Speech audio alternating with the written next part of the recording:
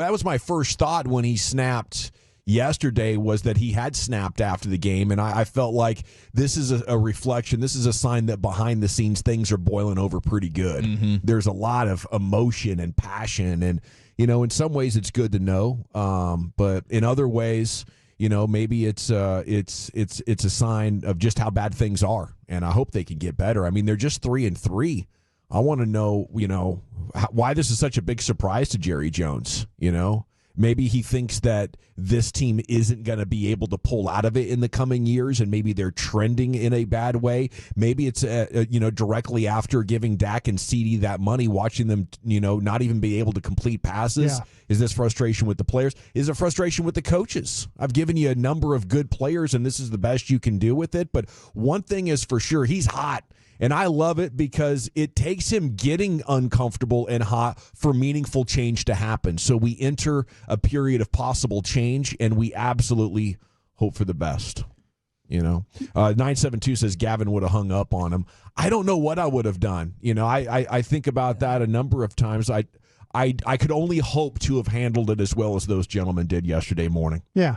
You just keep trying to make your point and ask your question, and let him rant if he wants to, and then calmly ask your question and, see if you can get it back on track. But that was difficult.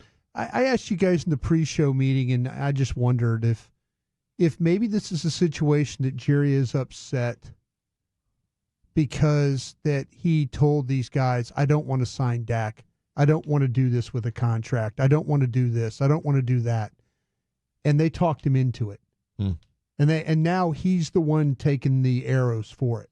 Yeah. That he's having, and now, and it's kind of like he can't throw Steven or Will or McCarthy or those guys under the bus. Yeah, he can't answer it the way he really wants to. Yeah, maybe, if you pulled him off to the side there at the Cowboy Club and had a cocktail with him, he would tell you, yeah, I didn't want anything to do with Dak Prescott. Paying $60 million is ridiculous right now. Mm-hmm. We were going to be our cap was going to be a mess. It's a mess right now.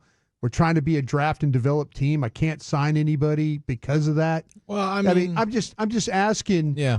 To me, sure he got mad, but I wonder if he's mad at what's he really mad about. Yeah, what's he really mad about? There's usually something underlying when you have a bad day. Exactly. Is he mad the fact that they paid Dak Prescott $60 million? And it's not looking like a $60 million player right now, or CeeDee Lamb for that matter. Is he mad at his own organization for not listening to him and talking him into doing something different that he really, really didn't want to do? This is unlike Jerry, like 15 years of doing this on the radio. He's usually got really thick skin. He's had a couple of moments, right? But this was kind of like, you're asking me questions that I've had to deal with here with my own front office. Yeah. My guys. Now, this is just a thought on my part. This is not anything I know or anything, but it's fair to speculate when he's so out of character. Something completely set him off. Mm-hmm. And I wonder, because there are times where he's, he was very adamant, when I worked at DallasCowboys.com, hearing whispers and stuff of Jerry Jones saying, is Dak Prescott really our guy? Is he really our guy?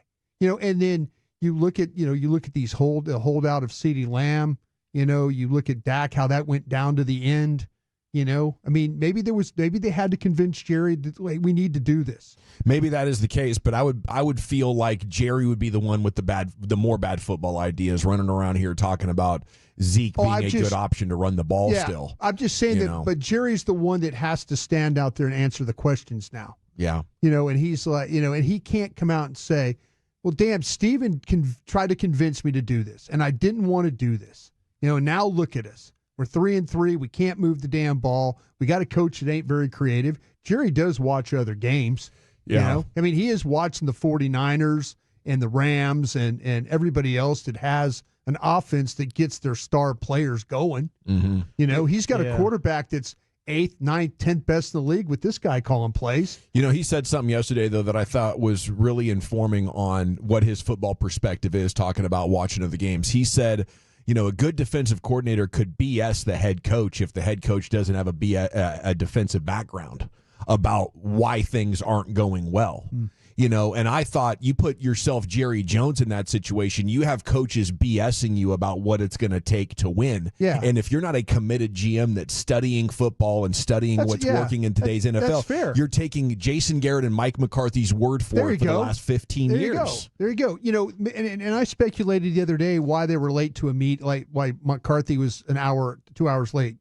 Because he had to probably sit down and watch film with Jerry Jones, and Jerry's asking him, like, why the hell are we doing this? Mm-hmm. Why the hell are we doing that?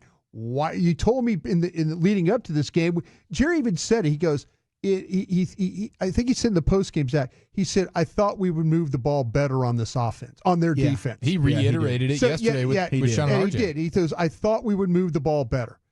Mike McCarthy convinced him that they were going to be able to move the ball. Yeah. Somebody in you're right. Jerry doesn't have the opportunity to sit down and watch film all day like your traditional general manager. Mm-hmm. He just doesn't. He's a businessman and all that, and that's the way they operate. Reason why he shouldn't be the general manager. Okay, that's fair. But but the thing about it is, people over there are telling him what could happen in this game. He's listening. There's trusted people that he has on that staff that are telling him, and I think he's pissed off at Mike McCarthy. You told me you can move the damn ball on these guys. Mm-hmm. You couldn't block. They don't get pressure except for that guy, and we're getting beat up front. Wait a minute, I paid Zach Martin. He's getting beat up front now. Well, it's just hilarious, the idea that Jerry has to be told, like, this is kind of what you can expect in this game. I think we can all understand that. Fair. Yes, dude, we just saw Geno Smith. Everybody's moving the ball on the Lions. Yeah. Yes, when I pay my quarterback $60 million and my wide receivers this much, and I paid a couple of guys on my offensive line, yes, I expect to score a touchdown. Yeah. I do expect to have 7 points on the board at some point and not just run out Brandon Aubrey. Exactly. So I think that was a fair expectation that your offense wasn't going to get completely demolished and look like you're the worst offense in the league. I totally agree. And I think a lot of the stuff you're saying there, Brian, could very likely be accurate. I just find it hard to believe Jerry would ever do something he doesn't want to do. Like, he can get the feedback, but I don't see him being talked into. He wanted to draft Johnny Manziel. Steven and Garrett and Will McClay and those guys talked him out of it. Jerry will listen. Yeah. That's the thing. I learned that working for him for all those years. We were listening to general managers of the Yankees tell us why we should take Drew Henson. We were listening about a coach at Boston College tell us about Chad Hutchinson. We're listening to a guy at Tennessee about a cornerback that we drafted. Called his grandson to talk about Overshown a couple of years ago. See, to me, hey, grandson nailed it. That's the thing you always worry about with Jerry. You always worry about who gets to him last. Who's the last one to talk to him? Because that's the guy that can influence him. Rick Gosselin, I tell the story. Rick Gosselin got on the phone the night of the draft and said, I wouldn't draft Sean Merriman. Let me tell you why. Yeah. Who do we take? We took DeMarcus Ware. And Parcells wanted Merriman, right? Yeah, exactly. Well, let me tell you what I hope I'm just trying to throw it out there. You got a great perspective on it. We appreciate that happening. I think what we don't want moving forward is this for this to be the beginning of the last chapter, a chapter that went on for about 10 years of Al Davis's life, his mentor, where you're in between the ages of 80-something and 90-something and still involved in day-to-day operations. Or people telling you that. Yesterday should have been a day where somebody in the organization and the family said, we need to have a conversation about what the next step is. Because if that's going to be in charge, a frustrated and bitter Jerry Jones lashing out at the media, distracted, unable to come to a conclusion on his own what a good football organization should operate like, having to ask people constantly and then taking the most recent advice and, taking that to action. This, especially with the deterioration of the roster that we've seen, this could just be the beginning of it. And that's what I hope we're not seeing, some of the national reactions to Jerry Jones. Mark Cuban, his mic was hot as they went to commercial break on First Take. He said, I feel bad for Jerry Jones. I really do. This isn't a, wow, look at how powerful Jerry Jones is. This is a, oh, man, that wasn't a good look. No, it wasn't. Yeah. It wasn't a good look. Maybe he's lost his touch. Maybe he's frustrated that he can't spin a positive narrative out of sitting 3-3 here at the bye week, and instead of acknowledging that and bowing out gracefully, he's lashing out. And I hope that we're not in store for more of this. Well, it's hard to imagine that you're not, man. I mean, when you consider the size of his ego, it pushes him into delusion. Yeah. And he is just weeks ago, again, saying, I'm hurt and surprised at the criticism of the team that I've built. Yeah. No one can effing do it better than me. No one can effing do it better than me. I'm the man. But maybe he's just being told what to do. Then why do you keep falling on the sword? Get out of the way then. Yeah. Like if everybody else is just telling you what to do, if that theory is what's real, then why are you getting on the phone and having to take the fall for it? Because there ain't that much credit coming your way right now. No. Because that is not a traditional general manager.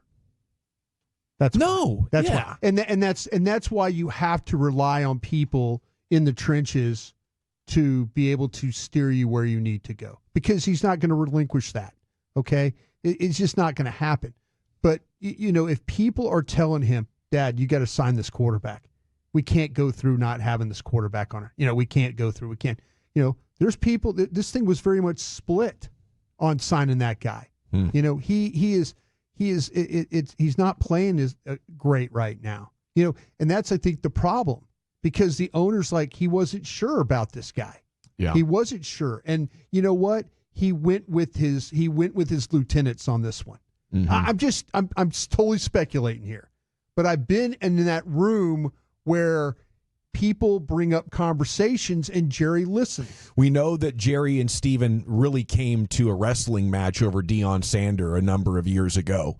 The energy he brought on the air yesterday was the energy of a man that has been fighting for 48 hours about how that football game ended. Maybe not physically at this stage in the Jones boys' life, but he brought a fighting man's energy to the air yesterday. I don't think it would have mattered much what Shan and RJ asked. I agree. They would eventually got that response from that man. And I think it's very fair to speculate exactly, why Jerry's in this energetic mode. I kind of feel like this, and I know you guys have listened to a lot of Jerry press conferences before, or listened to a lot of interviews with Shan and RJ and Bobby. I don't think Shan and RJ and him asked any question that was out of line. No, not at all. Not at all. And usually Jerry's like, listen, I'm not going to go there, and we'll move on. Yesterday was he drew a line in the sand, and I think he's frustrated by what he's going through right now, because the buck does stop with him. Mm-hmm. So that's my two cents. But once again, they made it real clear how much they respect the media, and it's not. They don't respect it, and I don't know how much they respect the fans.